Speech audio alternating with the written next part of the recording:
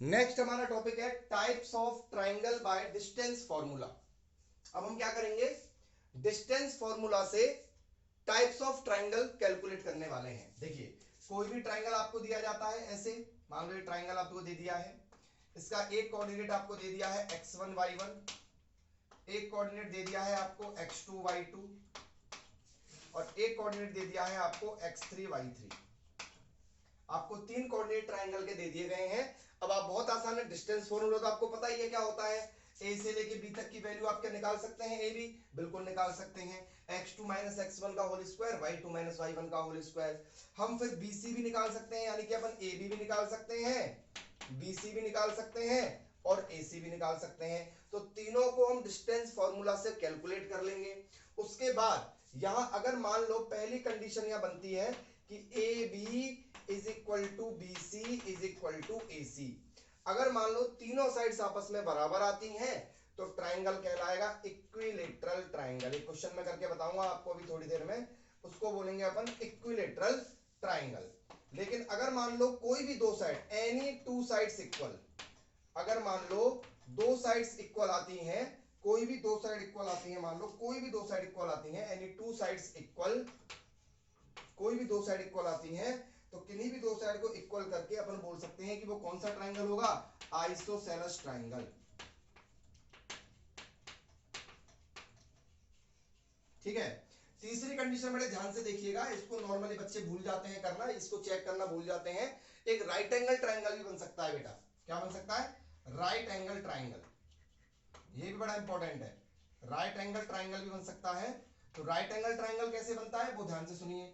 आप क्या करिए, तीनों साइड निकालिए, तीनों साइड निकालिए, तीनों साइड का स्क्वायर कर दीजिए, ए बी का भी स्क्वायर कर दीजिए, बी सी का भी स्क्वायर कर दीजिए और ए सी का भी स्क्वायर कर दीजिए। अगर मान लो कोई भी दो स्क्वायर को ऐड करने पर तीसरा स्क्वायर आता है, जैसे ए बी का स्क्वायर प्लस बी सी का स्क्वायर बराबर आ जाता है ए सी का स्क्वायर, तो बताइए पाइथागोरस थ्योरम लगी या नहीं लगी।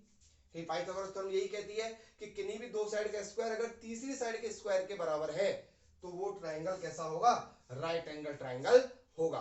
तो इस प्रकार से हम कैलकुलेट कर सकते हैं कि ट्राइंगल का जो टाइप है, नेचर जो है वो कैसा बनेगा।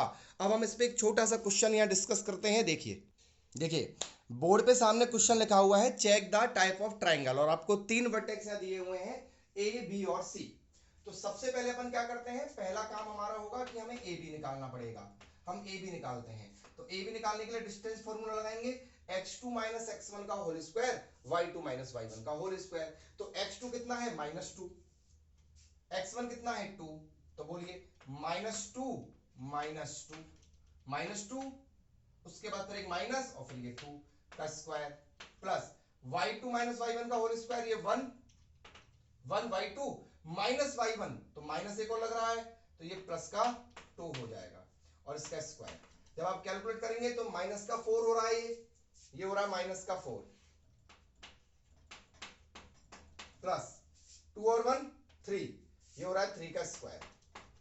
तो उसको आप कैलकुलेट करेंगे तो कितना आएगा 16 और ये आएगा 9, 16 प्लस 9 कितना हो जाएगा बेटा 25, और 25 का रूट कितना होता है बच्चों 5, और यहां लगा देंगे अपन यूनिट्स। तो देखिए मैंने कैसे किया है, केवल मात्र ओनली डिस्टेंस फॉर्मूला लगाया है, इसके अलावा मैंने कोई भी काम नहीं किया है। नॉर्मली आप डिस्टेंस फॉर्मूला लगाएंगे तो आराम से कैलकुलेट हो जाएगा।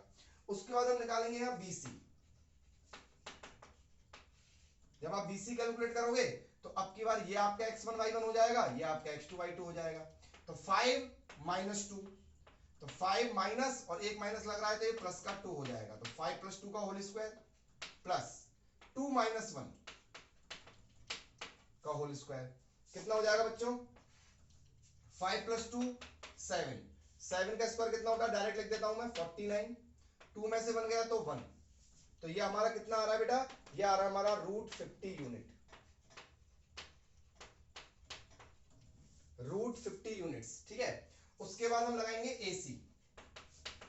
जब हम एसी कैलकुलेट करेंगे तो देखिए ध्यान से, ए रहा और सी रहा, तो 5 माइनस 2, x2 माइनस x1, अब की बार ये x1 y1 हो गया, ये x2 y2 हो गया, तो 5 माइनस 2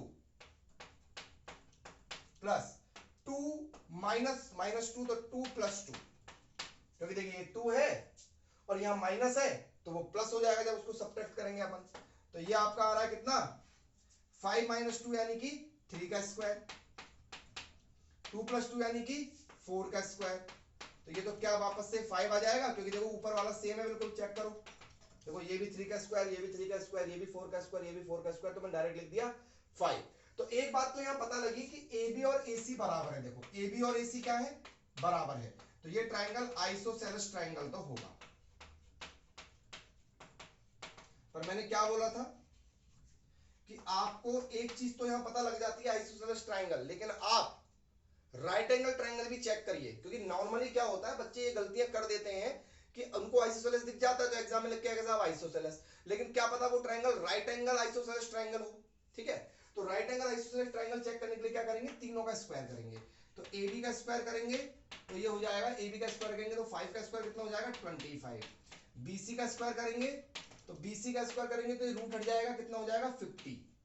भाई रूट लग रहा है ना, रूट 50 का स्क्वायर कितना होगा 50। और AC का स्क्वायर करेंगे तो 5 का स्क्वायर कितना हो जाएगा 25। फिर मैंने आपको क्या बताया था कि आप चेक करिए क्या कोई भी दो साइड ऐड करने पर क्या तीसरी साइड के बराबर आ रही है, बिल्कुल आ रही है। देखिए अगर मैं AB का स्क्वायर और AC का स्क्वायर ऐड करूं तो क्या वो BC का स्क्वायर बन रहा है, बिल्कुल बन रहा है। AB का स्क्वायर 25 है, AC का स्क्वायर 25 है और उसको ऐड करने पर BC का स्क्वायर आ रहा है। तो बताइए क्या ये ट्राइंगल आइसोसेलेस ट्राइंगल होने के साथ साथ क्या ये राइट एंगल ट्राइंगल भी होगा, बिल्कुल होगा। तो इसलिए इस ट्राइंगल का जो आंसर है वो क्या है, isosceles plus right angle triangle. Clear है।